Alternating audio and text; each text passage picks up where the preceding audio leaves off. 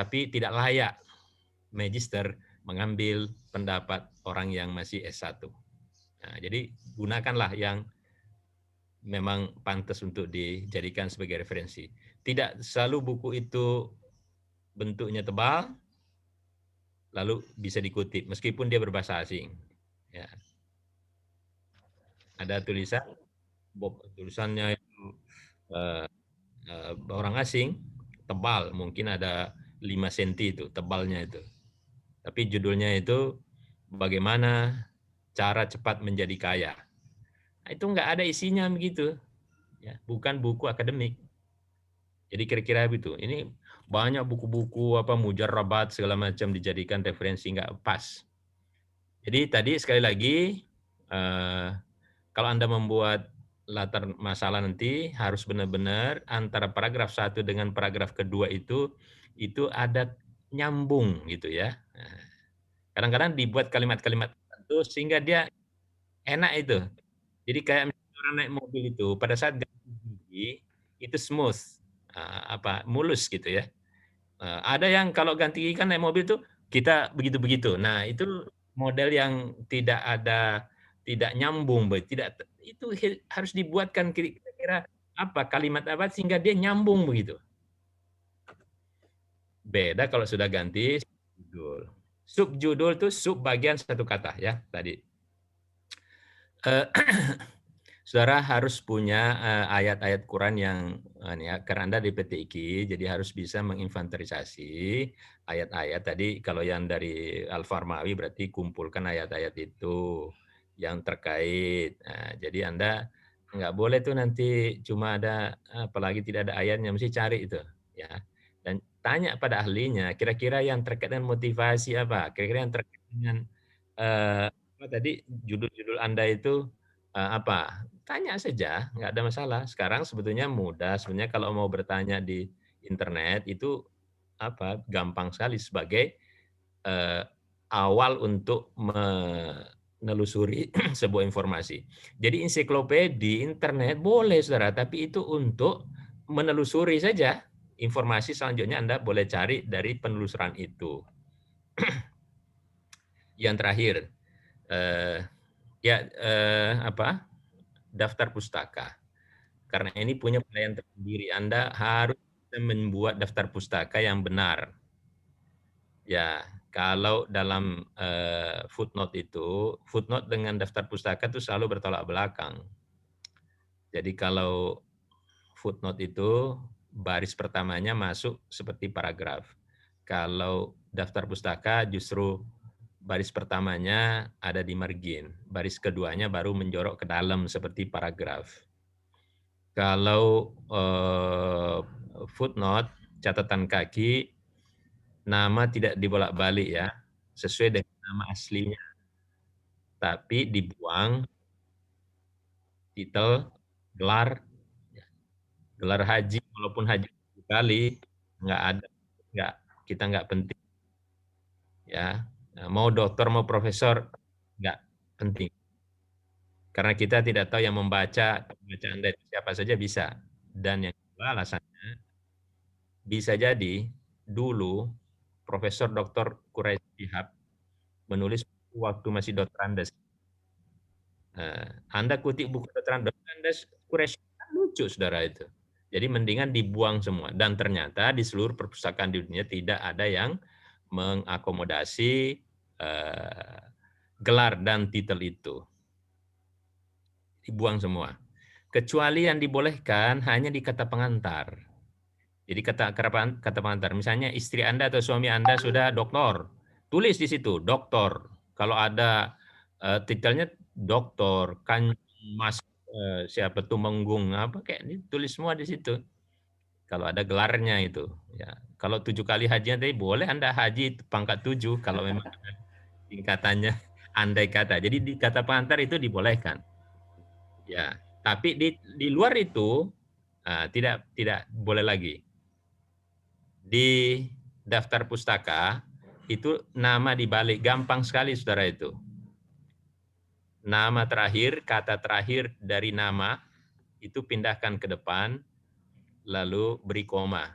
Yang lain jangan diganggu-gugat meskipun namanya itu ada 10 kata misalnya. Ambil yang terakhir, pindahkan ke depan, lalu kasih koma, yang lain-lain jangan ditukar-tukar lagi, sudah, tinggal disalin saja. Kenapa? Anda jangan berpikir ini ngerepotin aja Pak begitu, kenapa sih ditulis apa adanya. Itu adalah aturan perpustakaan di seluruh dunia. Jadi ketika orang membuat katalog, itu semua nama terakhirnya yang dijadikan sebagai identitas. Jadi kalau Anda mencari bukunya Quraish Shihab di Belanda misalnya, Anda tidak akan ketemu kalau mencari Quraish, Muhammad Quraish. Mesti Shihab. Itu aturan internasional di perpustakaan seluruh dunia, katalognya adalah nama terakhir. Jadi maksudnya ini bukan merepotkan Anda, itulah uh, aturan yang dibuat oleh John Dewey, Dewey Decimal Classification yang digunakan di seluruh perpustakaan di seluruh dunia adalah nama terakhir. Nama terakhir kalau satu ya satu, tidak dibulak-balik. Ada masih di Malang, namanya cuma satu huruf, N. Udah, satu huruf doang. Nah, apanya mau dibolak-balik kalau begitu? Ya N saja. Ya. Jadi ada orang namanya itu cuma satu huruf. Mahasiswi di Universitas Negeri Malang. Kenapa N? Karena nomor kendaraan di Malang itu N. Nah, itu dikasih anaknya N. Saya punya murid juga punya yang panjang, ya.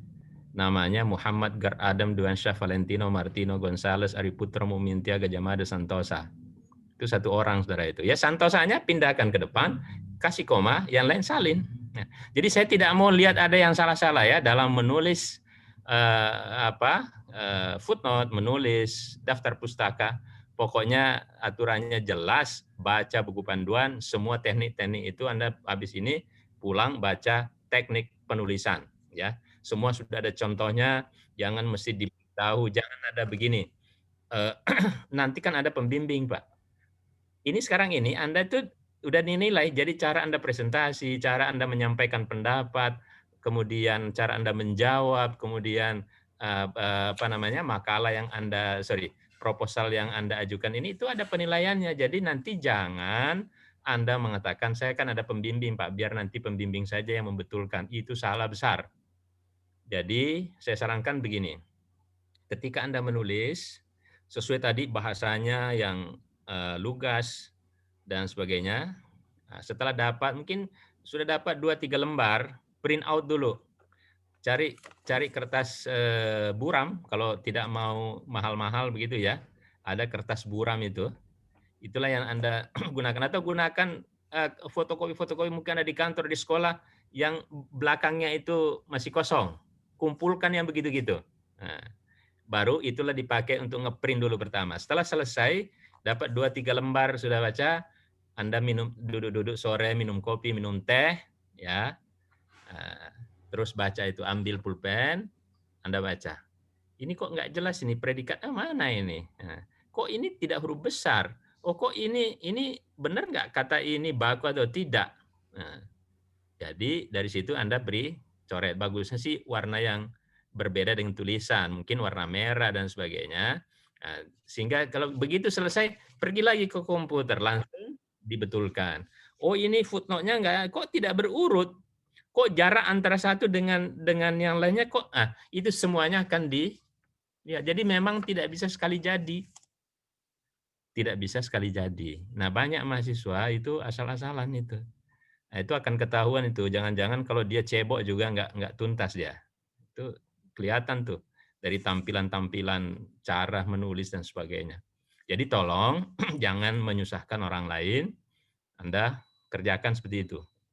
Dan jangan ada begini, terlalu rajin 1 minggu sampai tidurnya pun cuma sejam 2 jam.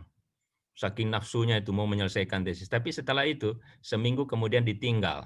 Itu paling secara psikologis saudara itu paling malas itu. Mengapa banyak orang yang tidak selesai, lama baru selesai? Biasanya modelnya begitu, menggebu-gebu awalnya sampai 2-3 hari dia terus saja nggak kemana-mana. tapi setelah itu dia tinggalkan, dia tidak baca lagi. Mesti kalau saya sampaikan kepada saudara triknya itu, setiap hari, setiap malam, meskipun Anda pulang malam andai kata, pulang jam 11, sempatkan nambahkan satu paragraf, satu kalimat sekalipun. Sehingga itu dalam memori kita, dalam ada namanya cognitive map di dalam memori kita, itu masih nyambung. Coba Anda kalau misalnya tinggalkan seminggu, 2 minggu, lalu kembali lagi itu satu, bawaannya berat. Yang kedua Anda bingung menulis apa karena urutannya itu tidak nyambung. Jadi usahakan setiap hari itu nambah satu kalimat, satu paragraf. Itu gitu, ya. Anda pergi keluar kota, bawa itu. Nah, malam-malam Anda tambahkan sedikit. Jadi dia terus nyambung dalam pikiran itu. Baik itu saja, terima kasih panjang saya memberi nasihat karena ini pengalaman-pengalaman sering